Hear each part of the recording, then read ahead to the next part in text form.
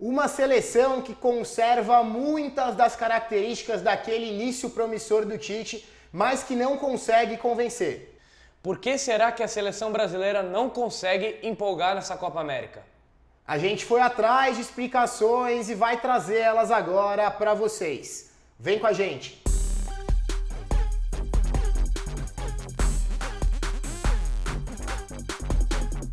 Fala galera, Felipe Masmanian do Footstats ao lado de João Iso. E aí pessoal, tudo bem com vocês? Hoje para falar de Copa América, para falar de seleção brasileira.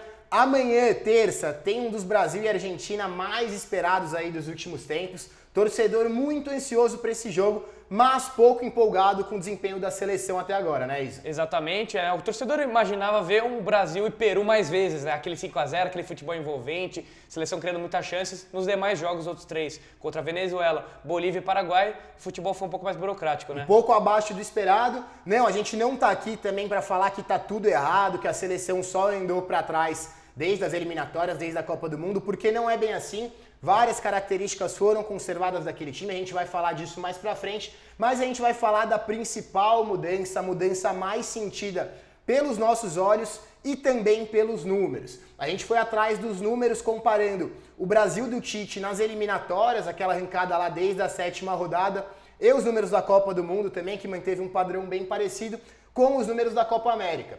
O que mais chamou a nossa atenção logo de cara foi o aumento no número de passes. Nas eliminatórias e na Copa do Mundo, eram 516 passes trocados por jogo pela seleção. Na Copa América, esse número subiu bastante, né, Isa? 595 passes por jogo e chama também bastante a atenção dos 94,3% de acerto. Seleção que mantém muito essa qualidade técnica aí, conseguiu aumentar o número de passes sem errar muito, né? Aumentou bastante o número de passes, 15% para ser mais exato. Essa aqui não é necessariamente uma estatística positiva ou negativa. Não é porque aumentou o número de passes que está melhor ou pior. Mas aí a gente foi mais a fundo para entender o que está acontecendo nessa troca a mais de passes. Aquela história da seleção tá mais horizontal, aquela história dos passes de lado, passe do lateral para o volante, do volante para o zagueiro. E é exatamente disso que a gente vai falar agora no mapa de interação de passes do Brasil. Para explicar direitinho para vocês, uma tabela um pouco confusa aqui, vai parecer um pouco que uma batalha naval. Eu ia falar isso. Mas vocês vão conseguir entender um pouco mais direitinho. Para começar, nessa coluna aqui, nessa coluna vertical, os autores dos passes, estão todos os jogadores da seleção brasileira aqui, dos mais ofensivos mais para cima para os mais defensivos aqui para baixo. E aqui embaixo a mesma barra com os mesmos jogadores, mas aqui são os passes recebidos, são os receptores, né? Os receptores dos passes. Aqui os que deram, aqui os que receberam. A gente dividiu em 4 quadrantes, né? Podemos dizer assim. Essa linha aqui que divide os quadrantes é simplesmente para isolar os jogadores de defesa e os jogadores de ataque. A gente sabe que não dá para classificar exatamente assim, um jogador é puramente defensivo ou puramente ofensivo, mas o nosso corte aqui dos jogadores ofensivos é do Paquetá para cima. Paquetá, Coutinho, William, Everton, David Neres, Jesus, Richarlison e Firmino. São esses 4 quadrantes para explicar direitinho para vocês. Esses passes aqui vão ser os de jogadores defensivos para outros jogadores defensivos, aquele passe só entre defensores. Esse quadrante ao lado, passes defensivos para jogadores ofensivos. Aqui em cima, ofensivos para defensivos. E o último que falta, os passes ofensivos para ofensivos, aquela troca entre os jogadores de ataque. É complicado de entender, mas a gente deixa fácil para vocês compreenderem melhor o que a gente está querendo dizer, né, Masman? Tela a tela que a gente vai explicando melhor. Agora a gente vai começar a mostrar para vocês como que está a concentração de passe, onde que está se concentrando mais entre esses 4 setores. A gente começa mostrando aqui a mancha, aqui o mapa dos mapas defensivos para defensivos. Para explicar mais uma vez mais certinho para vocês, quanto mais claro aqui no amarelo for, maior é a concentração. Os quadradinhos azuis aqui que não tem nenhuma concentração amarela, né? São os que não tem nenhuma interação. Então aqui primeiro defensivos para defensivos, depois a gente abre aqui o mapa do defensivo para ofensivo, aqui em cima ofensivo para defensivo e no último quadrante ofensivo para ofensivo, aqueles passes concentrados lá na frente. Logo de cara, a gente já começa a ver que a concentração amarela mais clara está bem aqui na parte da defesa. Isso sem mostrar nenhum jogador, nenhum número absoluto, né? Nenhum número, que a gente vai abrir exatamente agora para vocês, para mostrar quantos passes exatamente foram trocados entre cada jogador. Agora que o negócio vira batalha naval mesmo, vira aquele campo minado, né? Também Verdade. do antigo Windows. Quem tá vendo aí não tá entendendo nada, mas a gente vai deixar bem fácil para todo mundo compreender. Dando um exemplo mais claro aqui para vocês, o quadradinho mais claro de todos é esse 82, o quadrado amarelo. 82 passes, que é justamente a interação do Marquinhos pro Daniel Alves. Ele tocando a bola pro Daniel Alves receber. Isso, Marquinhos toca, Daniel Alves recebe, 82 passes. Segunda maior concentração, Marquinhos para Thiago Silva. Terceira maior concentração, Thiago Silva para Marquinhos. Então logo de cara a gente já vê que realmente os passes que estão mais acontecendo na seleção brasileira são entre jogadores de defesa. Você pode dar um pause aí para ver certinho a concentração de todos os jogadores aqui, mas já dá para perceber aqui que no ofensivo para ofensivo a concentração é muito baixa, né, Isa? Ou seja, os jogadores de ataque trocando bola entre eles aí tá realmente deixando a desejar, né? E a gente vê muito jogador de defesa participando do ataque, como que é o caso do Daniel Alves, a gente já vai ver um pouquinho mais nas próximas telas, né? Exatamente, mais pra frente a gente vai mostrar o top 10 das interações aqui, que vai deixar mais claro ainda pra vocês. Você pode conferir todos os jogadores aqui, mas agora a gente vai mostrar o resumo de tudo isso. Se você acumular todos esses passes, quanto está concentrado em cada um desses quartos. E o resultado já é exatamente o que a gente tem visto nos jogos. Se você pegar a concentração de passe entre defensores, 54% do total. Então só entre jogadores de defesa está concentrado mais do que a metade dos passes da seleção. A interação, né? Aí se você soma essa origem aqui de passes ofensivos para defensivos, ou seja, o atacante como origem e o defensor como destino. Quando eles retornam para botar a bola na defesa, né? No geral vai ser aquele passe recuado, aquele passe para trás. 16% do total. Você soma esses dois números aqui, você vê que 70% dos passes do Brasil estão tendo como destino os defensores. Enquanto isso, os passes de defensivos, jogadores defensivos para ofensivos, representam 22% do total, e de passes de ofensivos para ofensivos, apenas 8% do total. Aí que mora o problema, né? Exatamente. É muito natural essa concentração ser maior entre os jogadores defensivos. São os jogadores que constroem o jogo, é natural isso mesmo. Mas está um pouco desbalanceado, essa conta costuma não ser tão concentrada assim, de 70% e 30%, na né? defesa e 30% no ataque. Então isso com certeza espelha demais essa sensação que o torcedor brasileiro tem de ver um jogo chato, aquele jogo modorrento, de um jogador tocando bola para o lado, um para o outro, que é muito do que está acontecendo na seleção brasileira. Quer mais? Tem outro dado que a gente queria salientar para vocês. A gente costuma dividir o campo em 3 terços, né? Primeiro que é a defesa, meio é o segundo e o terceiro terço é o ataque. O Brasil tem 31,5% de posse no ataque, que é um número bom, mas não é uma posse de jogadores ofensivos mantendo ela no ataque. Exatamente. É muito mais de defesa chegando, de meia chegando, não os jogadores ofensivos, os atacantes tendo essa posse. Então realmente precisa equilibrar um pouco melhor essa conta, né? É aquela questão do bloco defensivo subir inteiro. Isso. No último jogo com o Paraguai ficou muito nítido, evidente, né? O Marquinhos no final do jogo estava jogando praticamente de meia armador. Ele estava lá na frente, então sim, a concentração da posse tá lá na frente, tá mais concentrada no ataque, mas entre jogadores que não estão tão gabaritados para criar esse jogo lá na frente. Contra o Paraguai foram 35% de posse no último terço, o que mostra que estava todo mundo na frente mesmo. Sim. Agora, como a gente disse para vocês, a gente traz o top 10 das interações. Como a gente viu lá no começo, as 3 maiores interações. Marquinhos para Daniel Alves, Marquinhos para Thiago Silva e Thiago Silva para Marquinhos. E com uma certa folga aí, né, pro próximo, né? Sim, o próximo 57 passes, de 71 para 57. Daniel Alves para Marquinhos, Arthur para Daniel Alves 54, o primeiro jogador de meio campo, pelo menos, que aparece aqui, né? Porque o Arthur fica mais pela direita, então tabela bastante com o Daniel Alves. Sim, faz muitas triangulações lá pelo lado. Dando sequência, Thiago Silva para Arthur, Daniel Alves para Arthur, Thiago Silva para Felipe Luiz, Arthur para Felipe Coutinho. Na nona, né? A primeira vez que a gente vê um jogador mais ofensivo, aquele jogador que tem mais condições de finalizar uma jogada, de colocar o seu companheiro na cara do gol, é o Coutinho na nona posição só. E na 10ª posição, o Alisson pro Marquinhos. Então a gente vê que não tem nenhum atacante aqui. O único meia que aparece é o Coutinho. O Arthur aparece em 3 casos aqui, em 3 interações. Mas é um jogador que realmente faz esse papel de construir. É um exímio jogador. Tem muita gente que critica a história dos passes para lá do pro Que Arthur. ele tem que errar mais, né? Tem gente que fala que ele tem que errar mais. Sim, ser um jogador mais incisivo, realmente. Na minha opinião, se ele for um jogador mais incisivo, ele pode melhorar ainda mais, mas esse papel que ele faz de construção de jogo é fundamental. Não é exatamente aí que mora o problema, a bola pode ficar bastante nos pés do Arthur, mas não pode estar concentrada tanto entre os defensores. A gente fez um post falando da diferença que teve no jogo contra o Peru, na goleada de 5-0.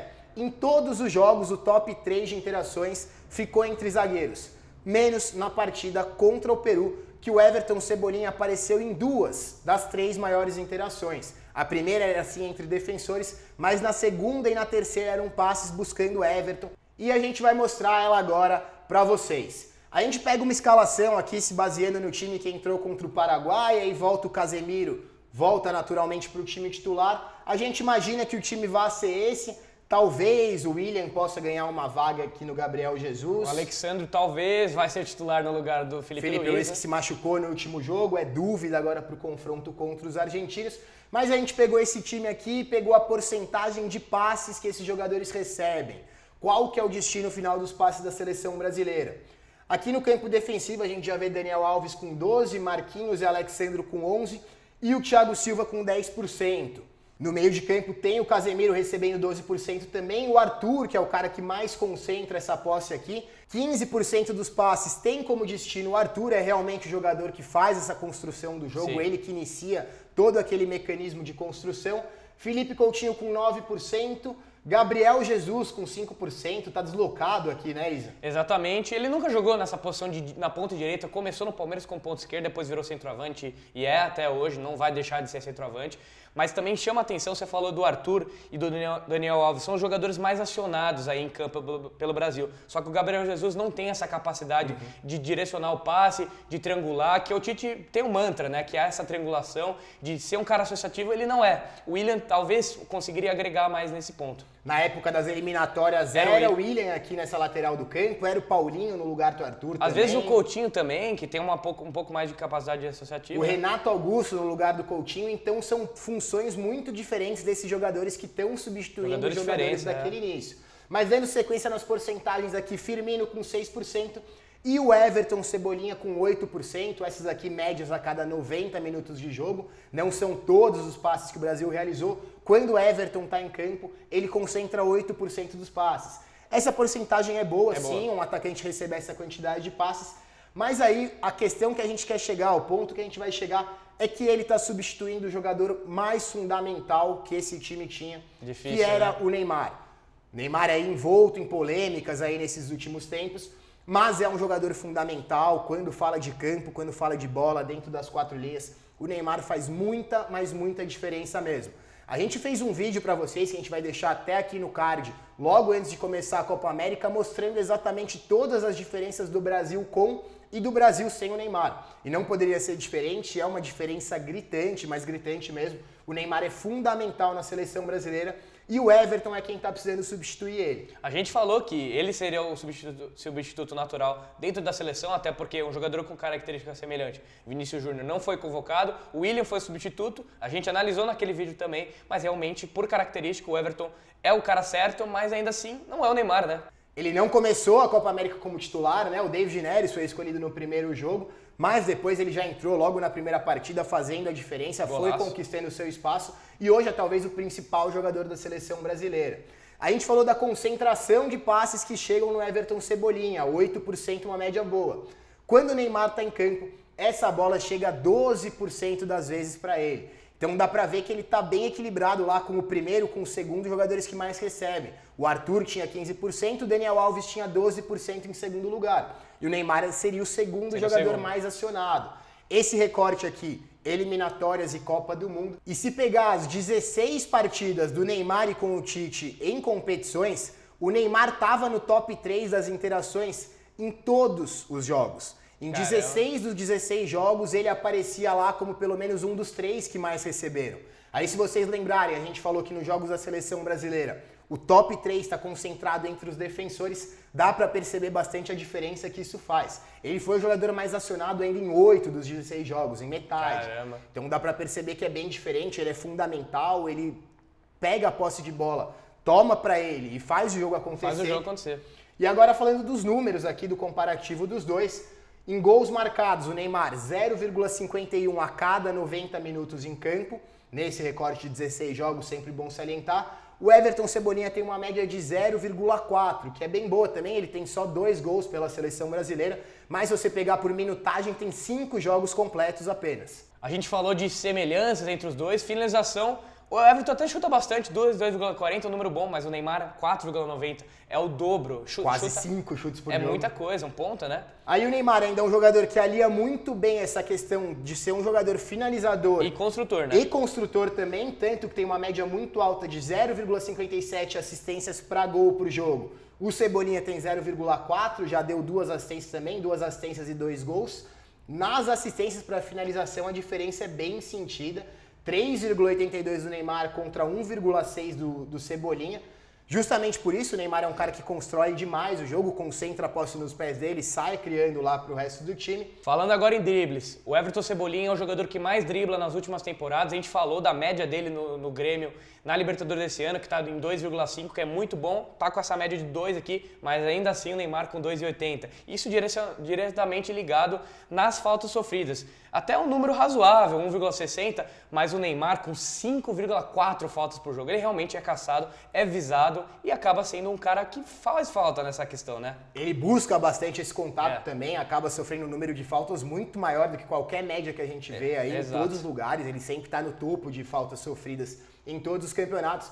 Mas a gente traz aqui essa tabela, esses números justamente para mostrar a falta que esse cara está fazendo. Realmente a seleção conserva diversas características daquele time que fez sucesso, como a gente falou, com jogadores muito diferentes também. Sim. Trocaram muito as funções desses jogadores que entraram nos lugares das eliminatórias e da Copa do Mundo. Você pega Paulinho e Renato Augusto, jogadores que foram muito bem nas eliminatórias, fizeram uma Copa do Mundo razoável. E você troca para Arthur e Felipe Coutinho, jogadores muito diferentes. Muda totalmente o esquema de jogo. Um jogador como o Arthur muda muito o esquema do Tite, né? É um jogador que ele gosta, mas não tem mais o infiltrador que era o Paulinho. Enfim, muda muito. Sim, jogadores que podem até ocupar o mesmo espaço no campo, aquela posição inicial, mas na hora das funções também, do que eles fazem a partir dos 90 minutos, muda bastante.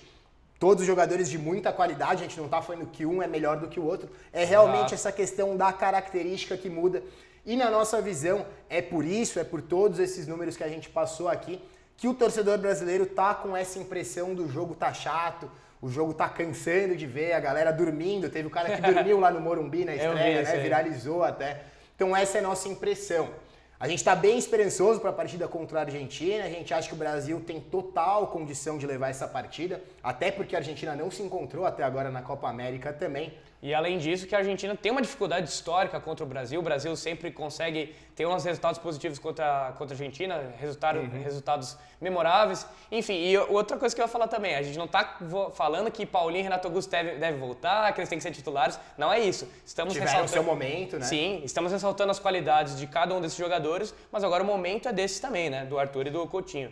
Exato, é isso aí, galera. Espero que vocês tenham gostado. Se gostaram, dê o seu joinha e o seu like, que é muito importante pra gente. Se ainda não está inscrito no canal, inscreva-se também, ative as notificações para ficar ligado em todos os novos vídeos. E acho que é isso, né? É isso, baixa o nosso aplicativo, Footstats Premium, gratuito em todas as lojas de aplicativo possíveis. E é isso, né? É isso, galera. Um abraço e até mais. Tchau, tchau. Tchau, tchau. Falou!